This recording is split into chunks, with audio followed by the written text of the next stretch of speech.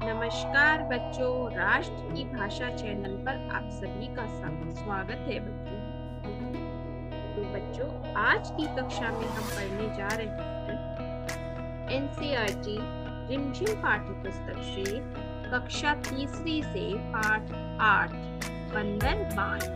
तो भाग 1 हमने पहले ही पढ़ लिया है बच्चों, और अब हम पढ़ेंगे भाग 2।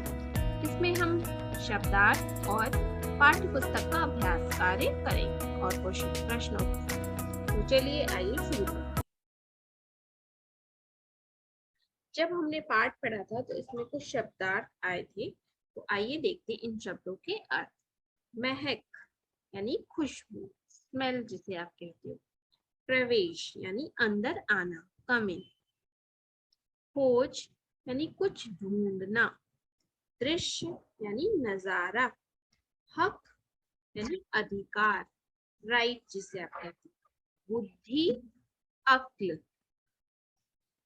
दाहिनी यानी सीधी तरफ, राइट साइड। स्थान, जगह या प्लेस।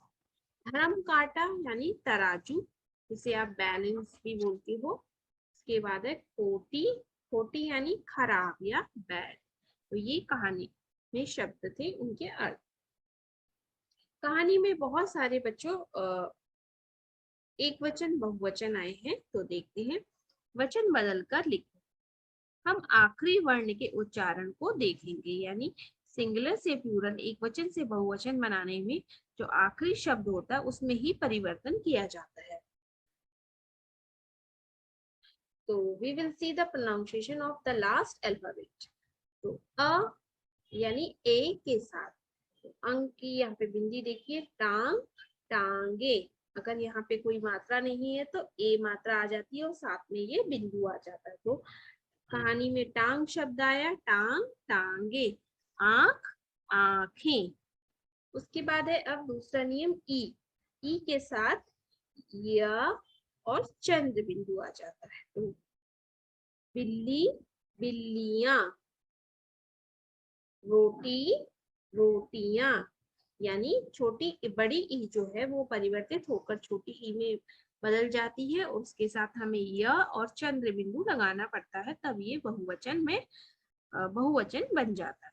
रोटी, रोटियां। लड़की, लड़कियां। उसके बाद है एक वचन से बहुवचन बनाने का नियम। आ की मात्रा अगर है तो उसमें ए की मात्रा लग जाती है और बिंदु आ जाता है। जैसे टुकड़ा, टुकड़े। वो आ की मात्रा हटकर ए की मात्रा में बदल जाती है और एक और बिंदु लग जाता है। तो टुकड़ा, टुकड़े। घोड़ा, घोड़े। कांटा, कांटे। ये पाठ में आए हुए कुछ शब्द थे। अब हम चलते हैं पाठ्य पुस्तक का अभ्यास कार्य को। तो पाठ में जो है लड़ाई झगड़ा, दोनों बिल्लियों के बीच झगड़े की जड़ क्या थी? तो दोनों बिल्लियों के बीच झगड़े की जड़ थी रोटी, यानी रोटी को लेकर ही वो दोनों आपस में लड़ाई कर रही थी, काली बिल्ली और सफेद बिल्ली। उनके झगड़े का हल कैसे निकाला गया, यानी जो उनकी लड़ाई थी आपस में उसका हल कैसे निकला? तो उनके झगड़े का हल एक बंदर ने निकाला। बंदर ने बोला कि वह तराजू से तोलकर रोटी को बिल्लियों के बीच बराबर बांट देगा। तुम किस किस के साथ अक्सर झगड़ते हो? यानी आप किस किस के साथ अक्सर लड़ाई करते हैं, झगड़ा करते हैं? जैसे बिल्लियां आपस में झगड़ा कर रही थी, ऐसे ही मैं मेरे भाई बहनों के साथ अक्सर झगड़ता हूँ। हम हमेशा घर में जो भाई बहन होते हैं उनके साथ ही झगड़ा करती हूँ और प्यार से भी रहती है। झगड़ते समय तुम क्या करते हो? यानी झगड़ते समय आप कैसे झगड़ते हो? तो झगड़ते समय मैं मुंह फुला लेता हूँ और ऊंची आवाज में डांट। अगर आप इससे कुछ अलग करते हैं तो आप अपना उत्तर लिख सकते हैं। इसके बाद है जब तुम किसी से झगड़ते हो तो तुम्हारा फैसला कौन करवाता है? तो हमारा जो फैसला है, क्योंकि जो परिवार में बड़े लोग हैं, मम्मी पापा या और कोई, तो वही हमारा फैसला करवाते हैं। अब देखिए जूले। जूले शब्द जो है लेह में लोग एक दूसरे से मिलने पर जूले शब्द कहते हैं। जैसे हम लोग नमस्ते, गुड मॉर्निंग, ऐसे शब्दों का प्रयोग करते हैं। तो लद्दाख लेह में जो है जूले शब्द का प्रयोग किया गया है। तो कहानी में भी बिल्ली ने आपस में लेह शब्द का प्रयोग किया है, आपने ध्यान दिया। मिलने पर दोनों बिल्लियां एक दूसरे को नमस्ते कहती हैं। तुम इन लोगों से मिलने पर क्या कहती हो? तो यहाँ पे कुछ नाम दिए गए हैं। अगर आप इन लोगों से मिलते हो तो क्या कहते हो?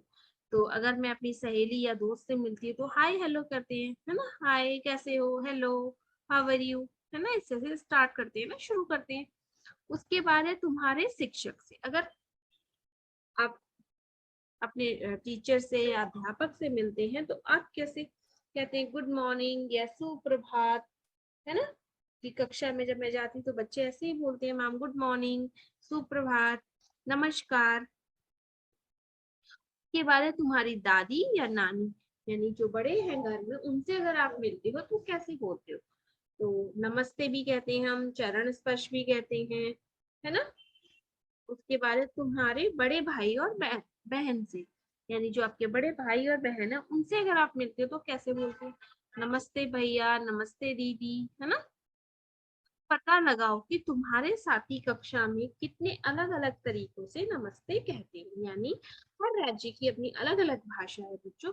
तो शब्द एक होता है लेकिन भाषा के अनुसार उस शब्द का कहने का तरीका बदल जाता है ना। तो कक्षा में हर राज्य से कोई ना कोई बच्चे होंगे तो आप आपस में बात कीजिए कि आपके वहां नमस्ते शब्द कैसे कहते हैं। कहीं पे वड़क्कम कहते हैं, कहीं पर गुड मॉर्निंग, कहीं पर नमस्ते कहते हैं, कहीं पर स्वागत, है ना। तो ये आपको स्वयं करना है। उसके बाद है देखिए, तुम्हें क्या लगता है अगर बंदर बीच में नहीं आता तो तुम्हारी राय में रोटी किस बिल्ली को मिलनी चाहिए थी? यानी अगर बंदर नहीं आता तो रोटी किस बिल्ली को मिलनी चाहिए थी? आप सोचिए, कहानी सोच के आप उत्तर दीजिए। तो मेरी राय में ऐसे आप उत्तर लिख सकते हैं, मेरी राय में ये रोटी जो थी काली बिल्ली को मिलनी चाहिए थी, इसने पहले देखी। ठीक है, तो चलिए। तो उसके बाद है, बंदर ने बिल्लियों से यह सवाल क्यों पूछा होगा कि उन्होंने रोटी एक आंख से देखी या दोनों आंखों से, एक टांग से झपटी थी या दोनों टांगों से? क्यों? क्योंकि यह इसलिए पूछा होगा बच्चों ताकि बिल्लियों को पूरा यकीन हो जाए कि बंदर जो है सही फैसला करेगा, रोटी जो है सही बिल्ली को देगा। तो इसलिए उसने ये प्रश्न पूछे। उसके बाद है बंदर बाट। कहानी का शीर्षक बंदर बाट क्यों है? यानी कहानी का जो नाम है वो बंदर बाट क्यों रखा गया? कहानी का शीर्षक बंदर बाट इसलिए है क्योंकि इस कहानी में एक बंदर ने दोनों बिल्लियों के बीच रोटी को बांटने की बात रखी थी। यानी उसने प्रस्ताव रखा था कि हाँ, मैं आप दोनों की रोटी बराबर बांट दूंगा। तो इसीलिए पाठ का नाम क्या रखा गया है? बंदर बांट। तुम नाटक को क्या नाम देना चाहोगे? यानी आपसे अगर कहा जाए इस नाम को छोड़ के कोई और नाम आप रखिए, तो आप अपना पाठ का नाम भी सोच सकते हैं कहानी के अनुसार। तो मैंने लिखा है झगड़े का नतीजा। यानी अगर आपस में झगड़ा करते हैं तो उसके बाद क्या हुआ? बिल्लियों ने आपस में क्या किया था? झगड़ा किया था। तो आपस में क्या हुआ? तो मैंने पाठ का नाम शीर्षक रखा है झगड़े का नतीजा, यानी लड़ाई करने का नतीजा। इस शीर्षक को तुमने जो शीर्षक तुमने दिया उसे सोचने का कारण बताओ। यानी जो आपने मैंने जैसे ये झगड़े का नतीजा नाम दिया है, शीर्षक दिया है, तो इसका कारण क्या है, क्यों मैंने ये नाम दिया है? तो आप जो है आपने जो नाम रखा है उसके अकॉर्डिंग आप ये उत्तर लिख सकते हैं। ठीक है, तो इस शीर्षक को रखने का यह कारण है कि दोनों बिल्लियों के झगड़े का नतीजा अच्छा नहीं हुआ और उनकी रोटी बंदर खा गया। तो इसीलिए झगड़े का नतीजा मैंने पाठ का नाम रखा है। अब आते हैं देखिए माप तौल। मापना यानी भार करना या माप, हाँ? तोलना यानी वेट करना। ठीक है, मेजर जिसे आप कहते हो, तो वेट एंड मेजर। तो ये है माप तोल। हम बाजार में जाते हैं तब कोई भी अगर हम सामान लाते हैं तो कोई ना कोई चीजें या तो हमें केजी के हिसाब से मिलती है, या लीटर या मीटर के हिसाब से, या कभी कभी हमें पीस के अनुसार भी मिलती है। तो यहाँ पर कुछ चीजें दी गई हैं बच्चों, इन चीजों को देख कर बताना है हमें कि ये चीजें जो हैं नाप कर की गई हैं या तौल कर दी जाती हैं। ठीक है, उसको हमें टिक करना है। तो सबसे पहले है केरोसिन का तेल। ठीक है, तो केरोसिन का जो तेल है वो, इसे हम नाप कर नहीं लाते, हम कैसे लाते हैं, वेट करके लाते हैं ना, तो मेजर करके लाते हैं, सॉरी। ठीक है, तो ये जो है लीटर में मिलता है, तो इसे हम कैसे लाते हैं, तो इसको हम टिक लगाएंगे। ठीक है, अब उसके बाद है कपड़ा। तो कपड़ा भी हमें कैसे मिलता है, मेजर करके मिलता है ना, 1 मीटर 2 मीटर, तो इसको भी हम टिक लगाएंगे। उसके बाद है कद्दू। कद्दू यानी जो काशी फल होता है, ये हमें कैसे मिलता है, ये हमें मिलता है, ये भी तोल कर ही मिलता है, तो केजी के अनुसार भी मिलता है। ठीक है, अब है ये केला। तो केला जो है कहीं कहीं प्रांत में इसे दर्जन में मिलता है, 1 दर्जन में 12 केले होते हैं, और कहीं कहीं ये केजी के अनुसार भी मिलता है, तो अलग अलग राज्य में, इसे भी हम टिक लगाएंगे। इसके बाद है मिटानी यानी इरेजर। तो इरेजर को तो हम बाजार में जाकर नहीं बोलते ना कि हमें 1 मीटर दे दो या 1 किलो दे दो, हमें हम क्या कहते हैं, एक पीस, यानी एक इरेजर दे दो, है ना, इसे हम पीस में ले लेते, इसे हम टिक नहीं करेंगे। उसके बाद है देखिए चावल यानी राइस। तो इसे हम जो है चावल को हम कैसे लाते हैं, वेट करके लाते हैं, बोलते हैं ना 2 2 केजी दे दो, 3 केजी दे दो, तो इसे भी हम टिक करेंगे। ठीक है, उसके बाद है नारियल यानी कोकोनट। तो कोकोनट अगर हम ऐसे लेते हैं तो ये पीस में ही हमें मिलता है, इसे हम तोलते नहीं है। ठीक है, अगर ये इसका जो बुरादा होता है, इसका जो कोकोनट पाउडर होता है, वो केजी में मिलता है, लेकिन अभी यहाँ पर सिर्फ हमें ये कोकोनट ऐसे दिखाया गया, तो हम इसे नहीं करेंगे। ठीक है, उसके बाद है वाटरमेलन। तो जिसे आप तरबूज बोलते हो, तो तरबूज जो है कहीं कहीं केजी के अनुसार भी मिलता है, जैसे केला है, और कहीं कहीं पीस के अनुसार भी मिलता है। ठीक है, तो इसे भी हम टिक करें। उसके बाद है फूल। तो फूल भी है जो हमें पीस में भी मिलता है, एक पीस जैसे 20 रुपए का है, 30 रुपए का, या फिर केजी में भी मिलता है। ठीक है, तो ये है आपके ये उत्तर। अब देखिए, तो कद्दू, तरबूज, केला, चावल को हम तोल कर खरीदते हैं। ठीक है, और इसे भी हम तोल कर नहीं खरीदते हैं इसको। ठीक है, तो ये है बांट लोहे का बना होता है। अब देखिए, तोलते वक्त एक पल्ले में तोली जाने वाली चीज रखी जाती है और दूसरे में तोलने के लिए बांट बना किस धातु या चीज का बना होता है। तो बच्चों ये है बांट, ये देखिए, तो यह ये तराजू है। ठीक है, इसमें एक तरफ बांट होता है, यानी कितने केजी लेना है वो, और दूसरी तरफ कितना सामान हमें, जो सामान हम लेते हैं वो इस तरफ रखा है। लेकिन आजकल तो इलेक्ट्रिक वाले आ गए, उसमें इस तरीके की जरूरत नहीं है, वो सिर्फ एक मशीन होती है और उसमें नंबर्स आते हैं। ठीक है, तो ये पहले के समय में प्रयोग करते थे, अभी भी गांव में बहुत जगह इनका प्रयोग होता है, लेकिन ज्यादातर आजकल इलेक्ट्रिक वालों का प्रयोग होता है। तो ये जो बांट है, ये जो है ये आयरन के बने होते हैं। ठीक है, इन पे ही लिखा होता है, जैसे 2 केजी, 5 केजी, ये 10 केजी, इस तरीके से। ठीक है, और जो ज्यादा छोटे छोटे जो बांट होते हैं, जैसे 50 ग्राम, 25 ग्राम, 100 ग्राम, तो कुछ कुछ जगह कुछ पीतल के भी होते हैं, तो ये इसे आप लोहे और पीतल की धातु के बने हुए कह सकते हैं। ठीक है, तो चलिए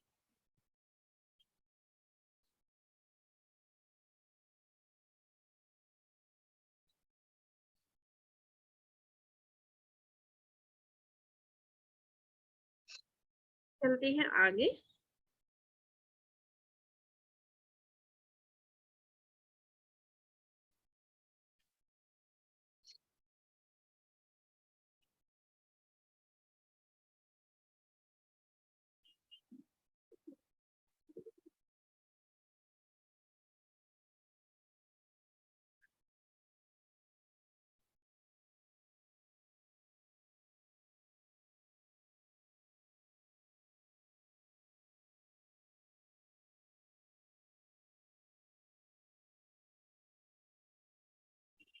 तो अब देखिए, बांट तोली वाली चीजें चीज का वजन बताता है और वजन किलोग्राम या ग्राम में बताया जाता है। जब आप मैथ्स पढ़ते हैं तो वहाँ पे किलोग्राम, किलोमीटर, सारी चीजें वहाँ पे सीखते हैं आप। पता करो बाजार में कितने किलोग्राम या ग्राम में बट्टे मिलते हैं। फल वाले, सब्जी वाले या परचून की दुकान से पता कर सकते हैं, यानी कितने ग्राम के जो बांट होते हैं वो मिलते हैं। तो यहाँ पे बोला गया कि फल वाले जो आपके आसपास सब्जी वाले हैं, आजकल तो फल वाले और सब्जी वाले भी एक ही है क्योंकि दोनों चीजें रखते हैं वो। या फिर आपकी जो परचून की दुकान है, जो किराना की शॉप बोलते हैं जिससे आप सामान लाते हैं, राशन, उस दुकान पे भी आप पता कर सकते हैं।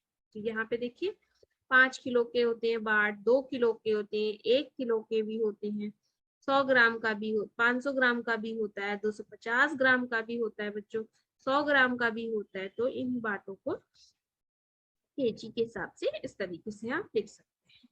ठीक है। अब देखिए, वाह क्या खुशबू, तो बिल्लियों को रोटी की महक आ रही थी। तुम्हें किन किन चीजों के पकने की महक अच्छी लगती है? यानी जब आप कोई चीज कहीं सुनते हैं तो कौन कौन सी चीजों की महक आपको अच्छी लगती है, और किन किन चीजों की महक आती है जो खाने से जुड़ी नहीं है, जैसे साबुन की सुगंध, जूते की पॉलिश की गंध। ऐसी बहुत सारी चीजें हैं बच्चों जिसकी खुशबू हमें अच्छी लगती है, लेकिन वो खाने की चीजें नहीं। जैसे मुझे पेट्रोल की गंध बहुत अच्छी लगती है, या फिर जैसे हम दरवाजे पर जब हम वार्निश पेंट करवाते तो मुझे वो पेंट बहुत अच्छा लगता है, उसकी जो खुशबू है मुझे बहुत अच्छी लगती है। तो ऐसे ही हर किसी को कुछ खाने की चीजों के अतिरिक्त और चीजों की खुशबू भी अच्छी लगती है। तो जैसे गुलाब की सुगंध, यानी फ्लावर जो रोज होता है, उसकी जो खुशबू है बहुत अच्छी लगती है। उसके बाद है, देखिए, पेट्रोल की गंध, यानी जो पेट्रोल है उसकी जो गंध है, खुशबू, वो बहुत अच्छी लगती है। यानी फेस वॉश, यानी जो हम फेस वॉश करते हैं उसकी जो खुशबू है वो भी बहुत अच्छी लगती है। पाउडर की, सब्जी के जलने की तो खुशबू अच्छी नहीं लगती है, लेकिन थोड़ी थोड़ी अच्छी लगती है। ठीक है। तो आप इसमें अपनी मर्जी के शब्द लिख सकते हैं कि आपको कौन सी खुशबू अच्छी लगती है। अब देखिए, मुझे महक रोटी की आती, आगे पीछे, यानी वर्ड्स को आगे पीछे कर दिया गया है, इसे हमें फिर से दोबारा लिखना है। इस वाक्य को इस तरह भी लिख सकते हैं, यानी उस वाक्य को थोड़ा सा उलट पुलट करके दोबारा भी लिख सकते हैं। मुझे रोटी की महक आती है, तो देखिए यहाँ पे, मुझे महक रोटी की, तो रोटी इधर कर दिया, रोटी की महक आती है, तो इस तरीके से भी लिख सकते हैं। तुम भी इसी तरह से नीचे दिए वाक्यों को लिखो, वाक्यों को, शब्दों को आगे पीछे करके लिखो। ठीक है। उसी खोज में मैं भी निकली, मैं भी, तो मैं भी उसी खोज में निकली। ठीक है। तो रखी मेज पर है वो रोटी, वह रोटी, वो रोटी, रोटी मेज पर रखी है। ठीक है। तो थोड़ा सा फेरबदल करके हम इस वाक्य को पुनः लिख सकते हैं। देखिए, डरती थी उस तक जाने में, उस तक जाने में डरती थी। मैं तुझे, मैं ले जाने तुझे न दूंगी, मैं तुझे नहीं ले जाने दूंगी। जो पहले देखे हक उसका है रोटी पर, यानी जो पहले देखे उसका हक है रोटी पर। तो यहाँ पे उसका पहले कर दिया, हक बाद में कर दिया। ठीक है। उसी खोज में मैं भी निकली। ठीक है। मेज पर रखी, मेज पर वह रोटी, यानी वह रोटी मेज पर रखी है। ठीक है। तो अब देखिए यहाँ पे एक बंटवारा, एक और बंटवारा, यानी एक और चीजों का बराबर बांटना, इसको बोलते हैं बंटवारा। अगले दिन दोनों बिल्लियों को एक तरबूज मिला, मतलब पहले दिन तो रोटी मिली थी, दूसरे दिन एक तरबूज मिला। दोनों सोचने लगे इस तरबूज को कैसे बांटा जाए, यानी जैसे रोटी बांटी गई थी ऐसे तरबूज को कैसे बांटा जाए। फिर तभी फिर से बंदर आ गया, तो फिर से वो जो बंदर था वो आ गया। आगे क्या हुआ होगा, तो क्या उन बिल्लियों ने वो बांटने के लिए बंदर को बुलाया होगा बच्चों? तो सोचिए और ये कहानी को आगे बढ़ाना है, क्योंकि जब पहली बार उन्होंने बुलाया तो उन्हें रोटी नहीं मिली, है ना। तो बंदर ने कहा होगा, तरबूज मेरे पास ले आओ, मैं तुम दोनों को बराबर बराबर बांट देता हूँ। पर बिल्लियों को बंदर की चालाकी के बारे में पता था, क्योंकि पहले दिन वो भुगत चुकी थी।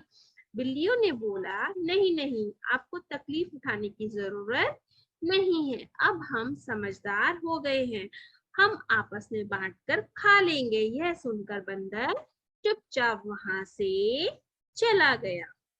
तो ये कहानी सोचकर मैंने लिखी। आप इसमें और ऐड जोड़ना चाहते तो आप जोड़कर लिख सकते हैं, पर ऐसा ही हुआ होगा क्योंकि पहले दिन उन्हें सबक मिल गया ना कि रोटी जो है बंदर ने चालाकी से क्या कर ली, खा ली, है ना बच्चों। तो यहाँ पे बच्चों देखिए, माथा पच्ची यानी कट्टो बिल्ली बगीचे में अपने भाई बहनों के साथ खेल रही थी। इतने में बंदर ने उसकी तस्वीर खींच ली, यानी बंदर ने उसकी फोटो खींच ली। तस्वीर देखकर बताओ इनमें से कट्टो बिल्ली कौन सी है, यानी आपको इसमें से कट्टो बिल्ली ढूंढनी है। कट्टो बिल्ली की ये फोटो है, देखो। अब कट्टो बिल्ली कहाँ पर है, ढूंढो ढूंढो, ये आपके लिए है।